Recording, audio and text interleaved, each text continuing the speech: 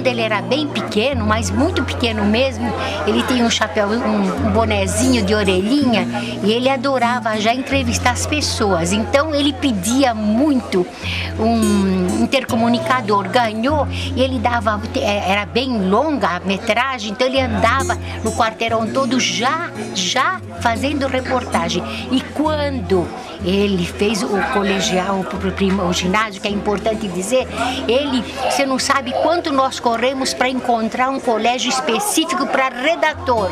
Só encontramos na Penha. Mas ele se imaginava Sherlock Holmes. Ele já se imaginava um detetive na época. Sherlock Sherlock Holmes. Holmes. Esse aqui você vai... É pra mamãe, esse aqui.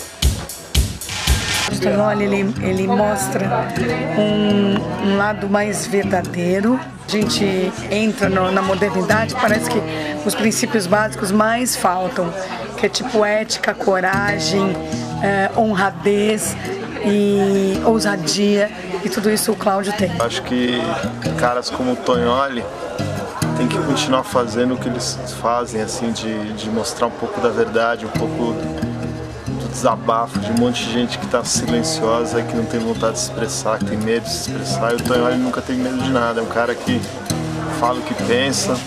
Eu acho que nos dias de hoje, nesse jornalismo contemporâneo, o Tognoli é um grande exemplo para os estudantes e para os profissionais da área, que ele escreve livros que pensam nos seus alunos e tem qualidade no jornalismo. Diretor da FIOC, advogado como o senhor.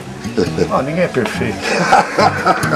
A maioria dos alunos optam por ter como orientador dos seus trabalhos de conclusão de curso ao professor Tognoli.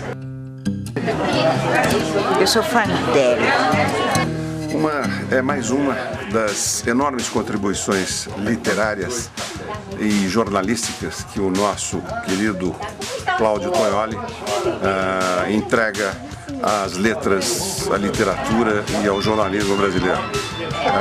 Terá sempre aquele sabor especial, mais esta obra do Tognoli, de aguda perspicácia e desvendamento de mistérios e segredos que ficam nas dobras do tecido social, que o ordinário dos homens não consegue ver, mas ele consegue desnudar e mostrar a todos. Em suma, uma bela obra, uma bela contribuição às letras brasileiras.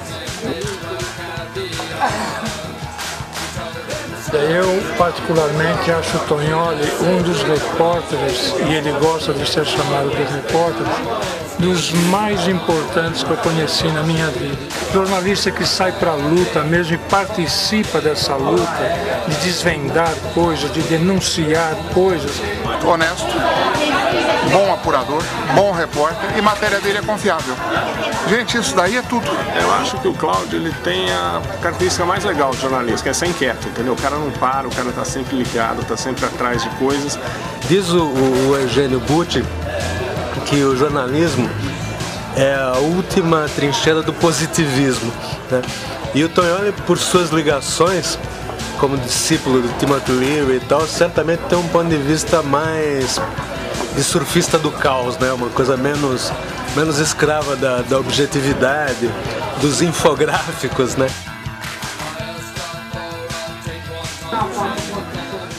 Foi a humildade e a honestidade em primeiro lugar.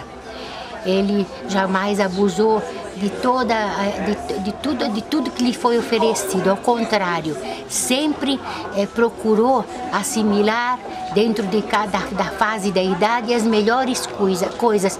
E eu tenho orgulho de dizer que foi com grande satisfação que eu vejo a realização hoje, com muito sacrifício, com todos os títulos que ele adquiriu e hoje sendo um jornalista investigativo importante até, por que não dizer, para o mundo.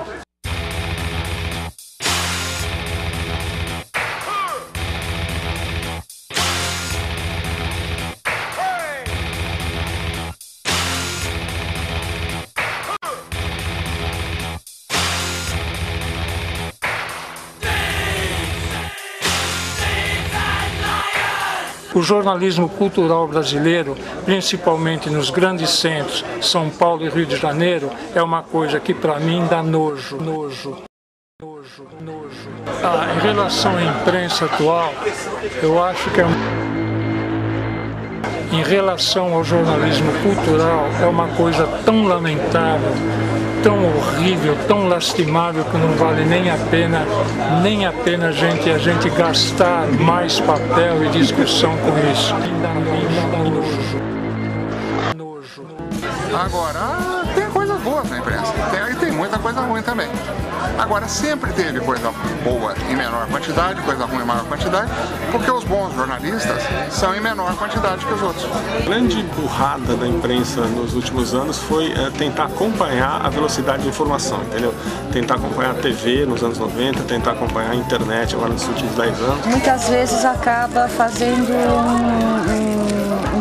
assim, não digo um desserviço, mas um trabalho de um pouco sensacionalismo demais e sem se preocupar muito com a notícia, mas sim com a repercussão da notícia. O grande momento crucial que é a competição com a internet e com os blogs, ninguém sabe mais ou menos o que vai acontecer no futuro, mas que a revolução começou.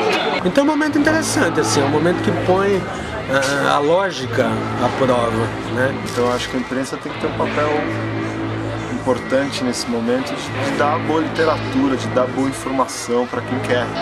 Tal a desonestidade, a mentira, é um jogo de favores, de louvores, de confetes de um jogar no outro e manda quem está por cima, por exemplo, os que mandam nas universidades, o que manda na crítica literária, que aliás não existe.